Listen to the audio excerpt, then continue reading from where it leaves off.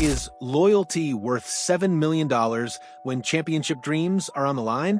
That's the brutal question haunting Toronto Maple Leafs management as they face one of the most controversial decisions in recent franchise history.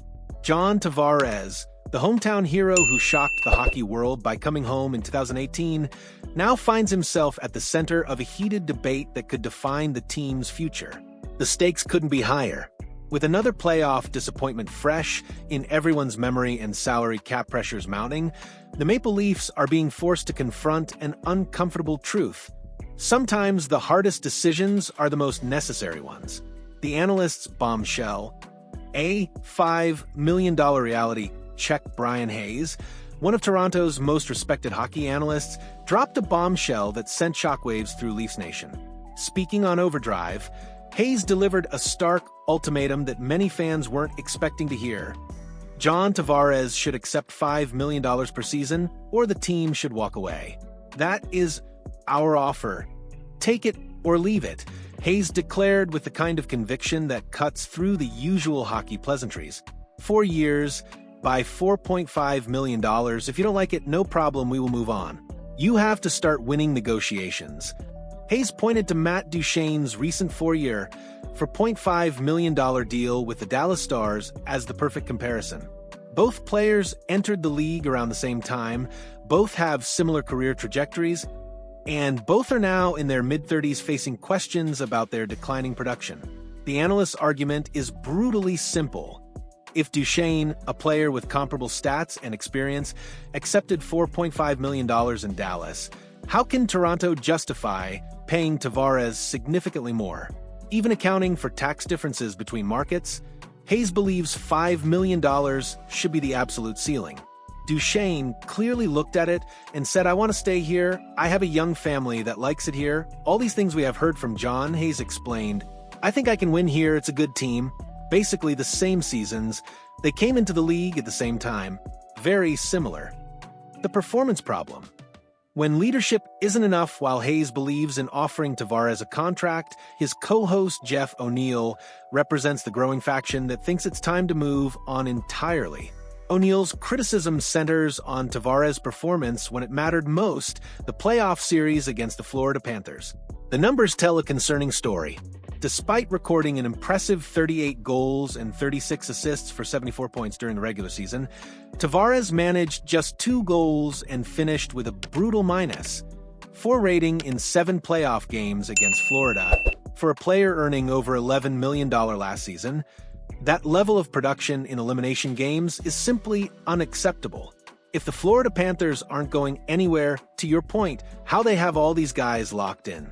That's the bar, O'Neill argued. You are looking to get over the hump. Why is a priority that blended into a series to get over the top?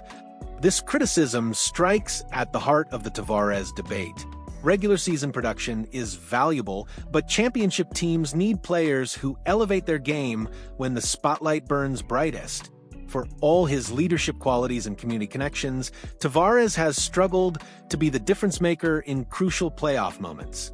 Management's cold shoulder. Reading between the lines, perhaps the most telling sign of Tavares' uncertain future came from general manager Brad Treliving himself. At his year-end press conference, Treliving's comments were notably lukewarm for a player who supposedly wants to return and expects a deal to get done. I'm a huge John Tavares fan. Had a really good discussion with him, Treliving said, but his follow-up revealed the organization's true position. We've got to take a step back, meet with our group. How do we best move forward? What are the costs? All those things that go into a contract and everything else. How does it fit within the puzzle? Those aren't the words of a GM eager to retain a franchise cornerstone. They're the calculated comments of an executive weighing all options, including the possibility of moving on from a beloved but potentially declining asset. The phrase, how does it fit within the puzzle, is particularly telling. It suggests that Treliving views Tavares as just one piece among many, not an irreplaceable foundation player. This represents a significant shift from the fanfare that surrounded Tavares' original signing. The salary cap reality. Every dollar counts. The harsh mathematics of the NHL salary cap add another layer of complexity to this decision. Toronto has approximately $19 million in cap space this summer, but they need to re-sign several key players, including Tavares, Tyler Bertuzzi, and potentially others. If Tavares commands his reported asking price of $7 to $8 million annually, it significantly limits the team's flexibility to address other roster needs. That money could instead be used to sign 2 or 3 complementary players who might collectively provide more value than an aging Tavares. The Duchene comparison becomes even more relevant when viewed through this lens. Dallas freed up significant cap space by securing a proven veteran at below-market value, money they can now invest in areas of greater need. The emotional versus business calculation, this situation perfectly encapsulates the eternal tension between emotion and business in professional sports. Tavares represents everything Toronto fans wanted in a franchise player: hometown connection, leadership qualities, and genuine desire to win in blue and white. However, championship organizations must sometimes make ruthless decisions that prioritize long-term success over short-term sentiment. The Maple Leafs have been criticized for years for being too loyal to aging players, and this could be their opportunity to demonstrate a new, more cutthroat approach. Looking forward, a franchise at a crossroads, the Tavares decision will likely define how this Maple Leafs core is remembered. If they re-sign him to a large contract and continue to fall short in the playoffs, it will be viewed as another example of Toronto's inability to make tough choices. Conversely, if they let him walk and struggle to replace his production, the decision will be second-guessed for years to come. What's clear is that the old approach hasn't worked. 7 years of Tavares' leadership have produced impressive regular seasons, but no playoff breakthroughs.